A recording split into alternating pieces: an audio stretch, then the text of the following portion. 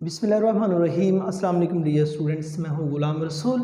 हमारी आज की वीडियो है क्या आईकॉम के बाद BScs कर सकते हैं।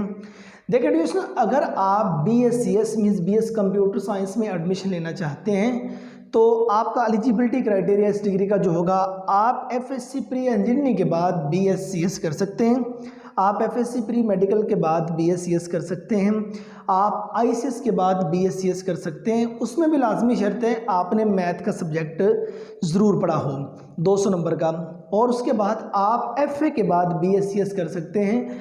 FA में अगर आपने 200 नंबर का मैथ का सब्जेक्ट पढ़ा हुआ है देन आप BScs में एडमिशन ले सकते हैं। अगर आईकॉम की बात करें, कॉमर्स का फील्ड है, इसके बाद आप BScs में एडमिशन नहीं ले सकते।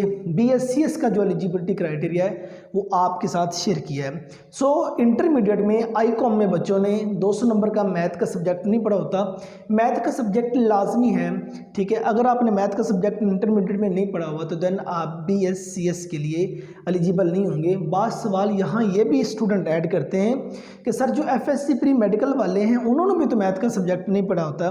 तो डियर स्टूडेंट्स, उनके लिए मतलब कि ये रिसेंटली HEC की तरफ से नोटिफिकेशन मिला था कि मेडिकल के स्टूडेंट भी कंप्यूटर साइंस की डिग्री में इन हो सकते हैं। वो ऐड मैथ के साथ मतलब कि उनको स्टार्ट में मैथ का सब्जेक्ट एक्स्ट्रा पढ़ना पड़ेगा, उसके बाद वो आगे BScs को अपना बाकी कोर्स जारी रख सकेंगे।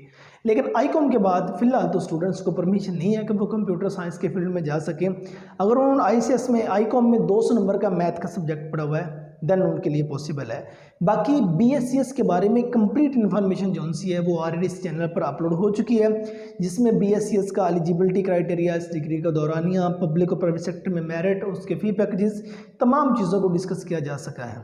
मज़ीद इन्फॉर्मेशन के लिए आप इस चैनल की प्लेलिस्ट को विजिट कीजिए। उम्मीद करता हूँ कि आज की वीडियो आप स्टूडेंट को अच्छी लगी होगी। नेक्स्ट वीडियो में मिलते हैं। अपना बहुत सारा ख्याल रखिएगा। अमानिल्लाह।